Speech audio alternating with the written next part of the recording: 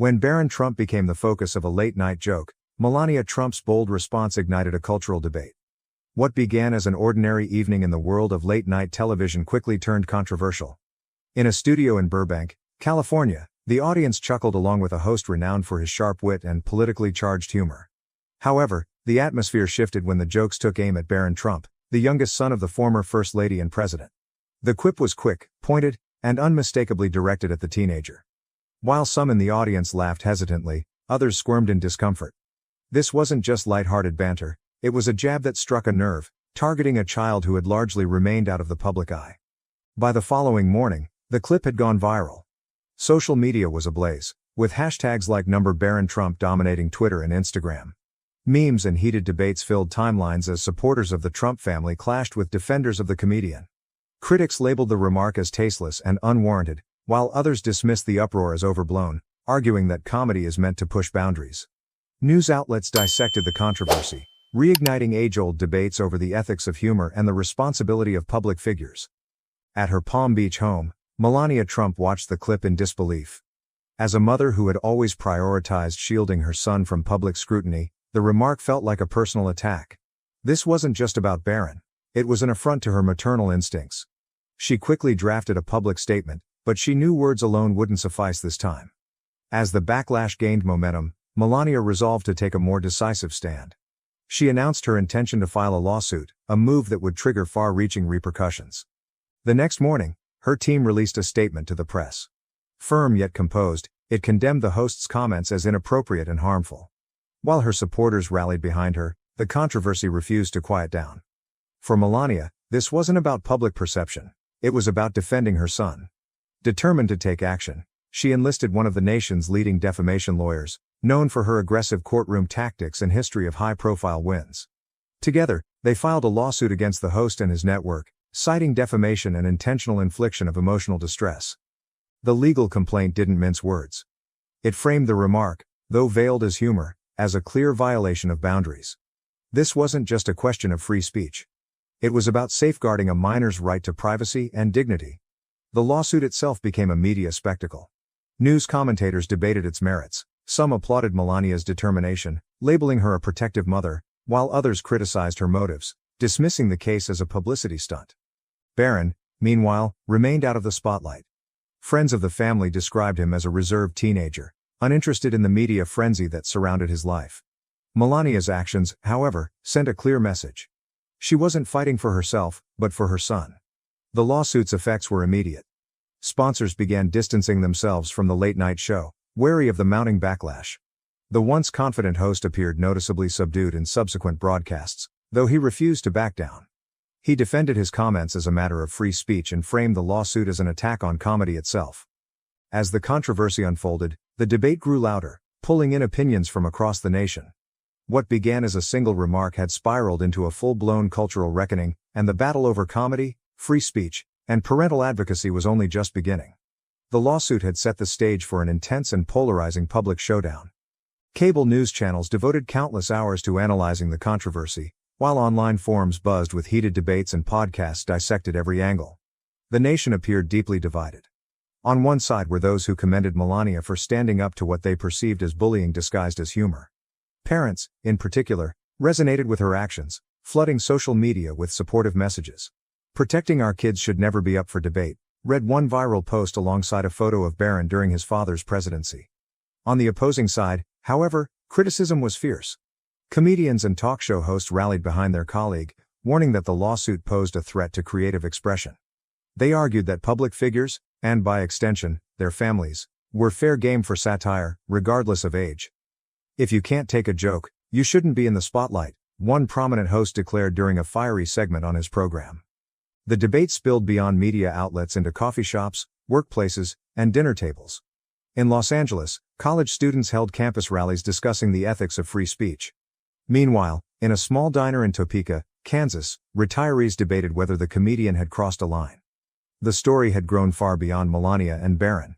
It now centered on what society deemed acceptable under the guise of entertainment.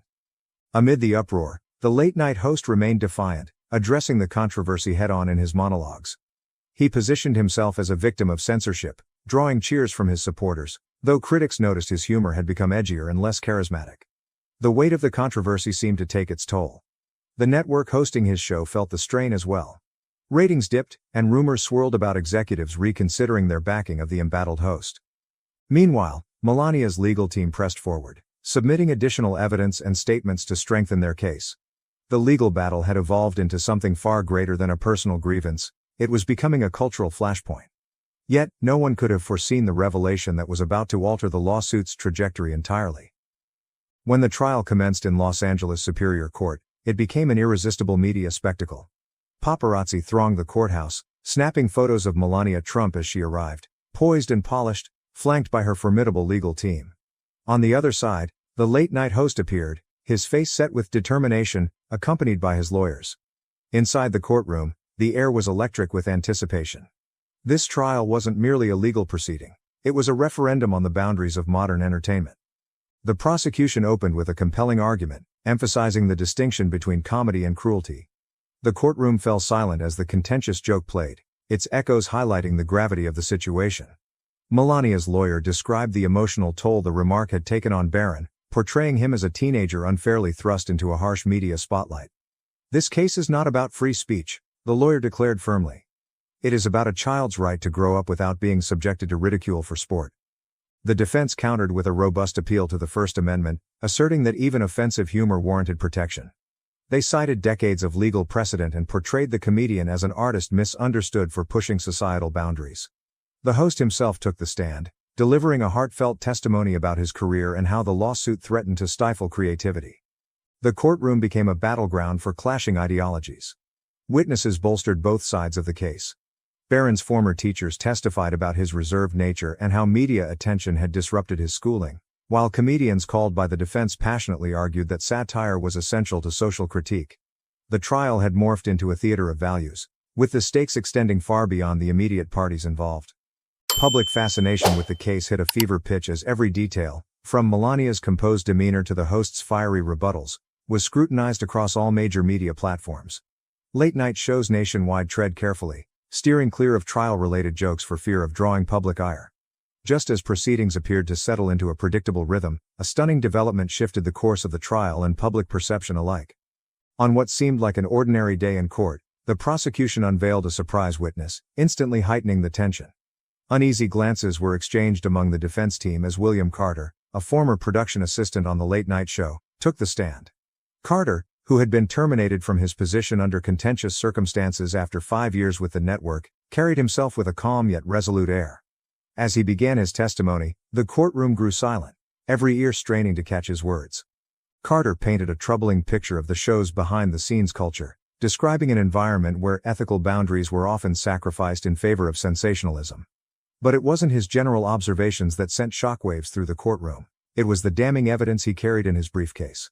Pulling out a series of emails, scripts, and internal communications, Carter revealed that the controversial joke about Barron Trump hadn't been an offhand remark. Instead, it had been carefully crafted, debated, and ultimately approved by higher-ups at the network. Even more shocking were documents that suggested the joke wasn't intended solely for humor but had been deliberately designed to spark controversy and boost ratings. Gasps echoed throughout the room as these documents were displayed on a screen. One particularly incriminating email from a network executive read, "It'll get people talking." Controversy sells. For the first time, the focus of the trial shifted from the host himself to the corporate machinery that had enabled the incident. The defense scrambled to distance their client from the network's actions, arguing that the host had acted independently and that the network's motives were irrelevant. But the damage was already done. Carter's testimony cast a shadow over the entire case, leaving many to question not just the joke but the system that had encouraged it. Outside the courtroom, the revelations sent shockwaves through the media world. Headlines decried the toxic culture within the network, and several executives were placed on administrative leave pending internal investigations. The host, once celebrated as a fearless provocateur, found himself increasingly isolated as his own employers hesitated to publicly support him. Despite the tide turning in Melania's favor, the trial was far from over. The final verdict loomed large, with consequences few could predict. As the trial reached its climactic conclusion, the courtroom overflowed with spectators. Journalists filled the gallery, notebooks ready, while crowds gathered outside, divided between supporters of Melania and defenders of the late-night host. In closing arguments, Melania's lawyer delivered a resounding appeal. Her words weren't just for her client but for every family thrust unwillingly into the public spotlight. This isn't about silencing comedy, she asserted firmly. This is about accountability. It's about recognizing that words, especially those broadcast to millions, carry weight and consequences. The defense, battered yet unrelenting, made one last plea to salvage their case, but the impact of Carter's testimony and the courtroom drama surrounding it left an indelible mark on everyone watching. The defense cautioned that a ruling against the host could create a chilling precedent for comedians everywhere. Where do we draw the line? They argued. At what point does protecting emotions encroach on the freedom to provoke and challenge? After hours of deliberation, the jury delivered their verdict. The host was found guilty of defamation, and the network was ordered to pay substantial damages for its role in fostering a culture of sensationalism. However, the judge clarified that this decision was not an attack on free speech but a statement that humor should never come at the expense of a child's dignity. The verdict reverberated through the media industry. For Melania, it was a victory tinged with weariness. She had stood her ground for her son and won, but the toll of the battle was evident. In a brief statement to the press, she expressed her hope that the case would remind society to engage in public discourse with more thoughtfulness and respect. The host, however, faced severe repercussions. Sponsors withdrew their support, the network distanced itself, and his show was placed on indefinite hiatus. Yet, the trial sparked crucial national conversations about comedy's boundaries, the responsibilities of public figures, and the ethics of sensationalism in the media. In the weeks that followed, initiatives were launched to address the toxic underpinnings of the entertainment industry. Comedians began re-evaluating their material, networks adopted stricter oversight policies, and audiences became more discerning about the content they chose to endorse. Amid these shifts, one lesson stood out. While free speech is a protected right, empathy and respect are responsibilities everyone shares. As the furor subsided, the nation reflected on the broader cultural questions the trial raised. Conversations moved beyond the specifics of the case to more universal dilemmas. Where does humor cross the line into harm? How can society balance the right to free expression with accountability? For many parents, Melania's fight was an eye-opener. It underscored the importance of defending children in an increasingly unforgiving digital age. In a viral video, a mother in Des Moines captured this sentiment saying, "If someone with Melania Trump's platform can face such struggles, what does that mean for the rest of us?" This trial wasn't just about Barron, it was about protecting all our kids. For the entertainment world, the case marked a turning point. Networks and production companies began reassessing their reliance on cheap, controversy-driven content, recognizing the cost of such approaches. The trial encouraged a renewed focus on crafting humor that pushes boundaries without undermining individual dignity. Across communities, people began to reflect on how their words and actions can ripple outward. The case revealed how something as seemingly simple as a joke could spark a broader conversation about values, ethics, and compassion. But the trial's impact stretched far beyond Melania, Barron, or the host. It became a cultural milestone, illustrating that while freedom of expression is vital, the power of words must be wielded wisely. Humor has the ability to unite or divide, and the responsibility lies with all of us to choose the former. As the media coverage faded and life moved on, one message endured: compassion should always come first. While the courtroom battle ended, its lessons remain as relevant as ever. It's up to all of us to ensure that our words build bridges, not barriers, and that we challenge each other with kindness, not cruelty.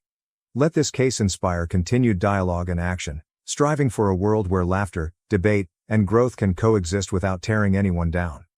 If this story resonated with you, share your thoughts below. Don't forget to like, subscribe, and hit the notification bell for more stories that challenge the way we view the world.